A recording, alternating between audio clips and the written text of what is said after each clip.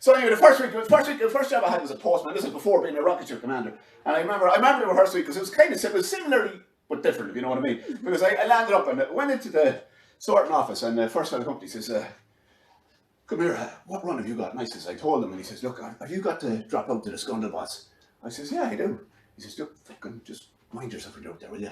Sounds grand. I just kind of thought not more of it. But half an hour later, some other fellow up, he says, "You know, there's Scundlebots, I heard that." And he says, "Yeah." He says, "Fucking watch yourself out there, will you?"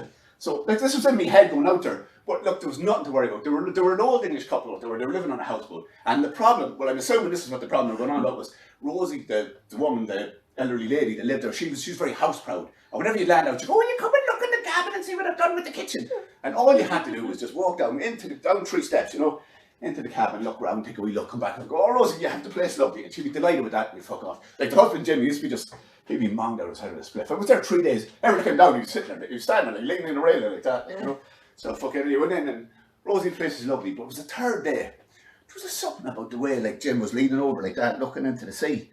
And Rosie, just same as ever, says, "Will you go in and look at the cabin and see what I've done?" And I said, "Yeah, sure I will." So I went in down the steps. 1, 2, 3, 4, 5, 6. I counted 138 steps in total, which is 135 more than I had been the previous 2 days, which I found surprising. And I found myself in the middle of this kind of green area, it's like in the Russian steppes, and about 300 metres all around was trees. And there was this big, small fat fella in a red pullover at the edge of it going like, Hi, the fuck is wrong with you? What are you doing standing out in the middle of the open?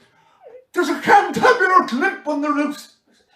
"A Cantabular Glimp? Quick, kick it in the runticles before it mushes you into flungle." Now, if I ever get down to properly writing down what had happened, like doing a memoir or whatever, I'm going to say, the next thing I said, it wasn't my proudest comment, so I'm going to change it to, "Excuse me, sir, but you need to fully explain the doings that are transpiring within the cull of this here narrow." But I didn't say that, I just went, "What?"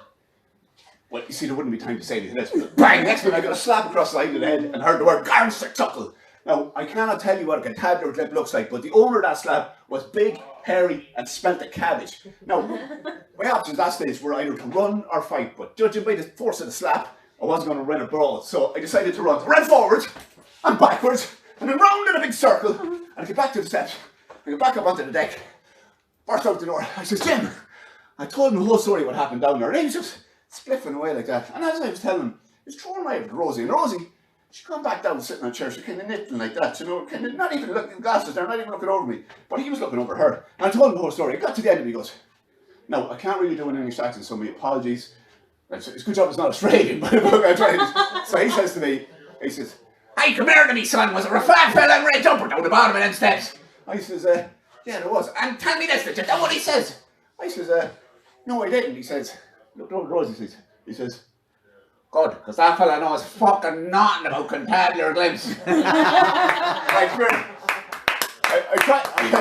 I just do one more kind of attempt at a joke, and then I let you go, because this is storytelling, it's not really stand-up. But yeah, fucking, you know, the stories, they're worth saying. I think they are. Like, I don't know if they fit fully in the stand-up gig, but they're worth saying, because stories is how we understand the universe. Like, it's our way of explaining everything to ourselves, and everything. It mightn't just necessarily be something that could be like catechism, could be religious stories, could be Harry Potter, could be fucking yes, could be something about Facebook, Instagram, and there's a reason Mark Zuckerberg calls the things on Facebook and Instagram your stories, because he understands the power of stories. And Mark Zuckerberg's own story, the story of Facebook, is one of the most remarkable stories of all time. The story of how a collection of photographs of one man's laptop went on to become a website used by 3.8 billion people. 3.8 billion.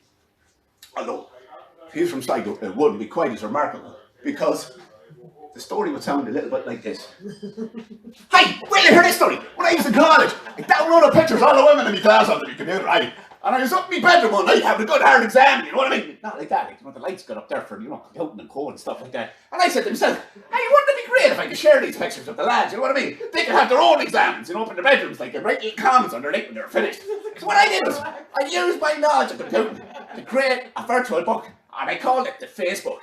And that Facebook went on to make us all ridiculously powerful and wealthy. Which was nice, because we thought we were just coming out of our bedrooms, wanking like chimpanzees in a safari park. Right.